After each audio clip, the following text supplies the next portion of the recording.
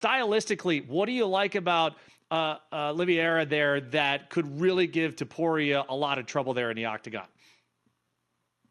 Well, what I like about this matchup is, I think one of the questions that people are going to have a lot is how Ilia is going to do on the ground against kind of a jiu-jitsu ace. We've seen him topple good jiu-jitsu players before. He fought Ryan Hall. He avoided the takedowns, and when he did land his takedown, he stayed out of trouble and finished with ground and pound. Ryan Hall's a different style fighter than Charles Oliveira. Charles Oliveira is much more well-rounded. He has great stand-up now. So now we're going to see a very good test when it comes to Ilia Topuria and how he's going to handle a very well-rounded fighter who has an incredible ground game. So I'm actually really excited for this matchup. I think it's going to be a great one. I think that Charles, he has good takedowns, and if he can implement them and get the fights where he wants it to be, he could put Topuria in some trouble. How do you break down this with Topuria moving up in weight class to take on the former champion at 155?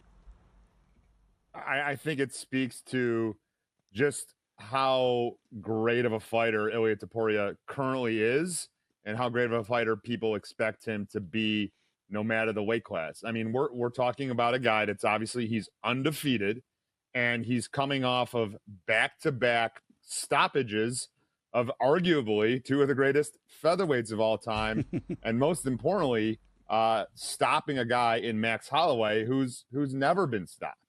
So the expectations are that a guy that clearly struggled, Topuria did, to get to 145, he's going to benefit greatly from not having to cut that extra 10 pounds because his skill set is still going to resonate at 155. And what we know about Charles Oliveira, and I'm up there with one of the biggest fans of him and how he revitalized his career, set UFC records, became the champion, and is just such a likable personality outside the cage. But when you look at it from stylistic matchup and what happens in every Charles Oliveira fight is that he needs to get knocked down before he gets going. And I look at that and I'm like, that's a difficult proposition to think is going to happen against a guy with the power and the finishing ability of Ilia Topuria.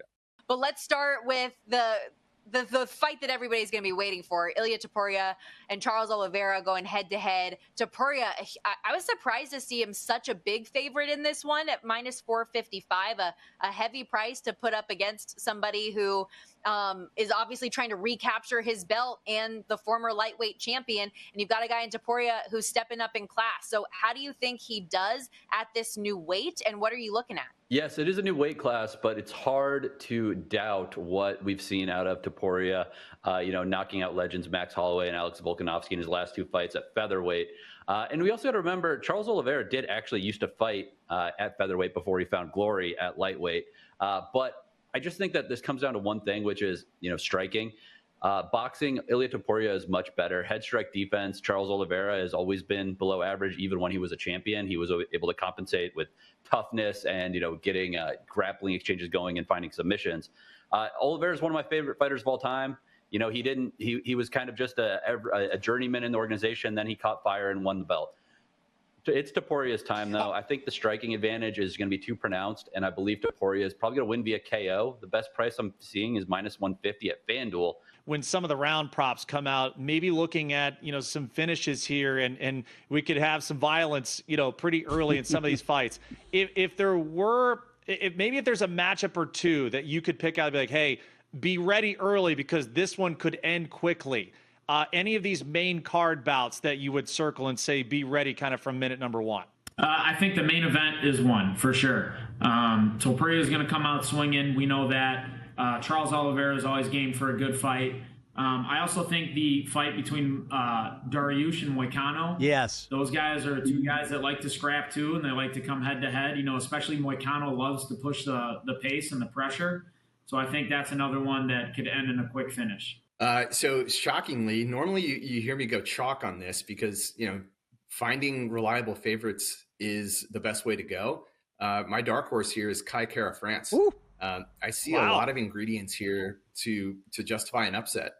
So even if even if I think it's more of a coin flip at plus 200, there's a lot of edge there. And so that's why I'm looking at this fight. I give him the tiniest lean, just over 50%. Normally don't see that. Sometimes I'll bet a dog, even though their win probability is below 50%, because the edge is there. In this case, it's, we'll see where the final probability lands on Friday, but I see him as having a slight edge over Pantoja, and the ingredients are there. So like, I had to look at the stats and figure out, why do I really think that? And that's because he hits twice as hard. He has twice the knockdowns. He's much younger. He's rangier. And Pantoja has a huge liability in head strike defense. He just gets hit a lot. And you can't do that against someone who's going to unleash a lot of power and is way more powerful. So if these guys stand in trade, Kara France is probably going to do the more damage. We've seen movement here, Lou, rather dramatic in the last 24 hours, in that you could have bet Charles Oliveira around 4-1 as a dog against Topuria. You can't get that anymore. And you're seeing this number come down. And I wonder if that's public money. We know how popular a guy like Charles Oliveira is. Does that change anything for you when you see the money move in the way of Do Bronx here slightly, instead of being still a massive underdog, but not as big as it once was? No, not really, because when you see 4-1 and 5-1, you just have people that are going to automatically play their pizza money bet and try and go long. I do think that the Topuria line against Charles is a little out of whack. I believe the minus 300 that he opened with. I'd even go to minus 350, 360. After that, I think it's maybe not giving Charles his due. I think that Topuria is the legit favorite. His hands are just so crisp. His footwork, and when you put footwork with hands together, you get a chance to defeat Volkanovski and knock out Max Holloway. So he's a threat everywhere. He's the legitimate favorite in this fight. I think where I would attack this, and of the bets we're going to talk about this morning, this would be the smallest of all the bets that I would make, and I would be going over the 1.5 because it isn't what everybody thinks. And everybody just thinking Topuria going to steamroll this guy. And I beg to differ. Yeah, is Charles going to come right at him? He's going to try. But in the interviews, you heard Topuria say he's going to try and come right at me. That means Topuria knows the plan. Is this going to be two rams clashing on the side of the mountain? I don't think so early. If the fight hits the ground, Jordan, could you see, how dangerous Charles Oliveira can be on the ground. Is that the only way that Do Bronx gets his old crown back, is that the fight hits the ground and he locks up some sort of submission to get Topuria out of there? Well, I think obviously we know the finishing ability of Charles Oliveira once it gets to the ground. I think there's a likelihood. And then maybe you look at the Jai Herbert fight, because that was at lightweight for Ilia Topuria. He got knocked down in that fight with a head kick. He also got knocked down before he got to the UFC via a head kick as well. And the body type is kind of similar, Herbert and Oliveira. But the difference is that like Oliveira is never like really looking and hunting for takedowns to get the fight to the ground. He has to be like kind of like forced to the ground, again, being knocked down by his opponent, which is why I think I would handicap a potential Sarukian fight a lot different, because Sarukian wouldn't be messing around at all. He'd be hunting takedown for takedown. Yep. I do think you have to question Topuria's ability to go 5 rounds. We know Charles Oliveira likely can Ilia Topuria. Not sure, but again, I think we know what we get about Charles Oliveira. We know that he's susceptible to the knockout. I think Topuria is a special talent, which is why the line reflects the odds that they currently stand. And I wonder if that's the public money coming in now on Oliveira, because we do know how popular a fighter he is. We don't like to lay $4, $4.20 on most fighters here. Do you think that's still a fair price on Topuria, or is there a better way for you, if you want to back Ilia, to back him instead of the big price point? So earlier in the week, you could have got Ilia at around minus 140 by knockout. It's up to about minus 165 to minus 170. I think that's the way to play him if you're going to play him. Finish is worth a look if you get a price too, because you never know what the club and sub situation. I know we talked about that earlier. I think Topuria ultimately is going to get this done inside the distance. So if you could get a good number on finish or a good number on KO, I think you take it instead of laying the full price.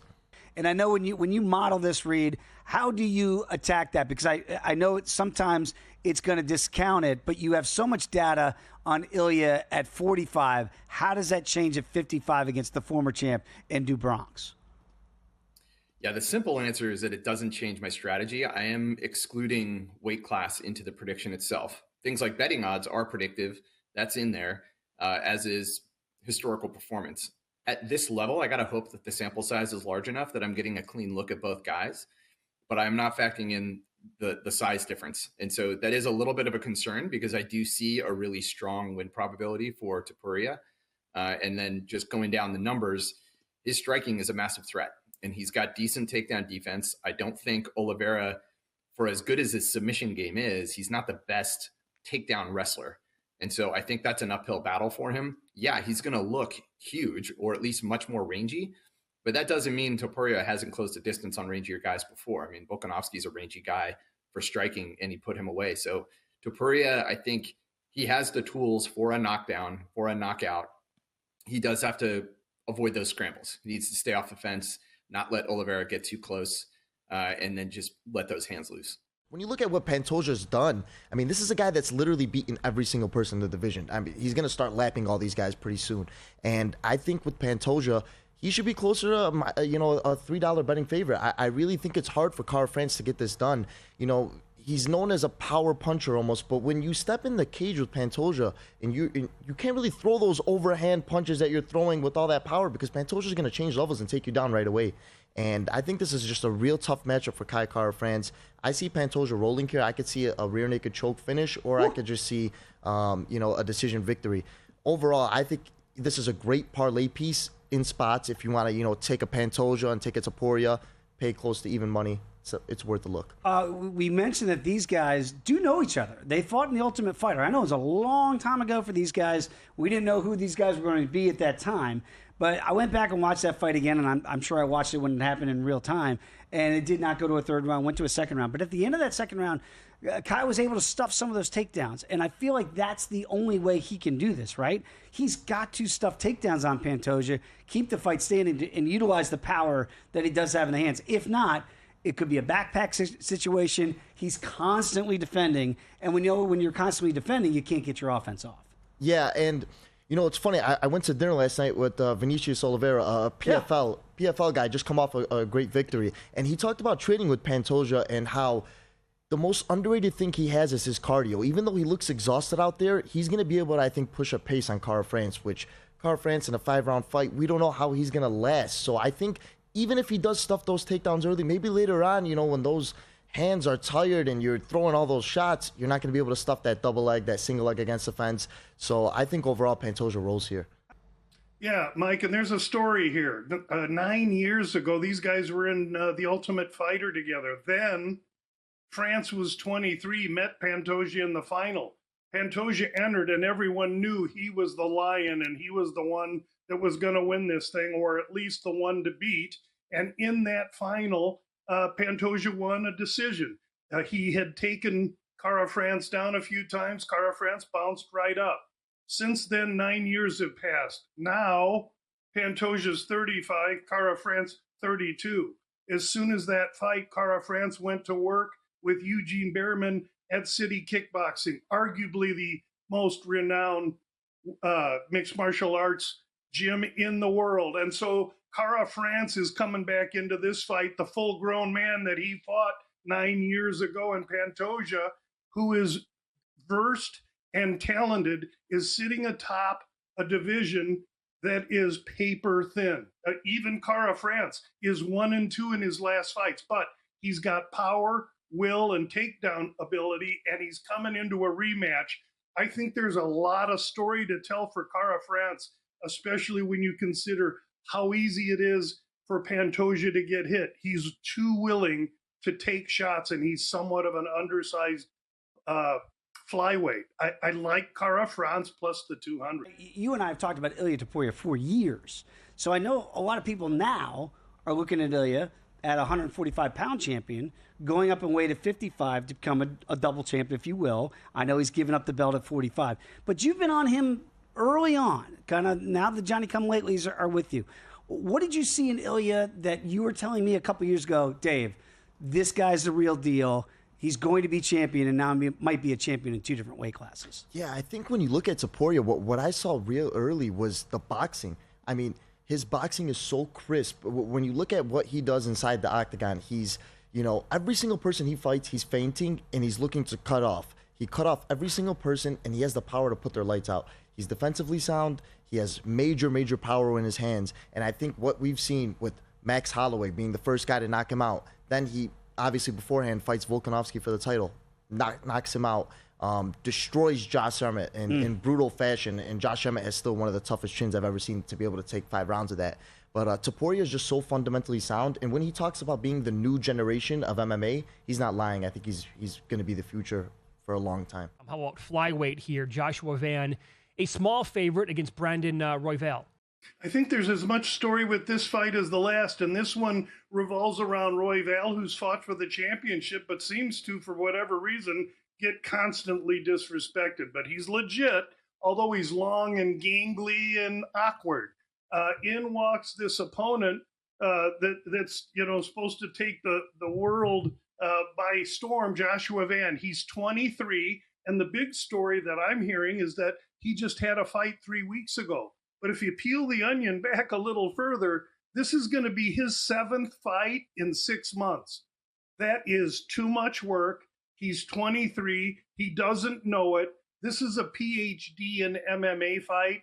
Royval is too pedigreed, and there are levels to this. Van will find out Saturday night that he's trying to pack 5 pounds of manure in a 2-pound bag, and he needs to rest a little bit.